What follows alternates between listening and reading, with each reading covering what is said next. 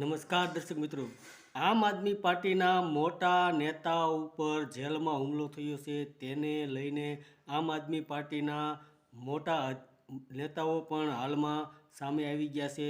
શું છે વિગત, તેની વિગતવાર વાત કરીએ તો વિસાવદરના જે હરેશ સાવલિયા છે તે મગફળી કેન્દ્રની અંદર જે ગેરરીતિ થતી હતી તેને રોકવા ગયા હતા. ત્યારબાદ તેના ઉપર એટ્રોસિટીની કલમ લગાડવામાં આવી હતી અને જૂનાગઢ જેલમાં મોકલી દેવામાં આવ્યા હતા. ત્યારબાદ જૂનાગઢ જેલની અંદર કેદીઓ દ્વારા હરેશ સાવલિયા ઉપર હુમલો કરવામાં આવ્યો હતો. ત્યારે આમ આદમી પાર્ટીના મોટા નેતાઓ ત્યાં પહોંચ્યા હતા અને એકત્રિત થયા હતા. અને આમ આદમી પાર્ટીના જે જિલ્લા પ્રમુખ છે તેઓએ કહ્યું હતું કે ભારતીય જનતા પાર્ટીની સરકારની અંદર ગુંડારાજ ચાલી રહ્યું છે.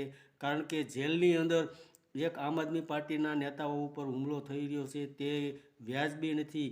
કારણ કે સરકાર દ્વારા કોઈ પણ કડક કાર્યવાહી કરવામાં નથી આવતી, તેને લીધે આવું બની રહ્યું છે. અને આમ આદમી પાર્ટીના મોટા નેતાઓએ એવું પણ કહ્યું હતું કે ભારતીય જનતા પાર્ટીની સરકારની અંદર હાલમાં કોઈ પણ સુરક્ષિત નથી.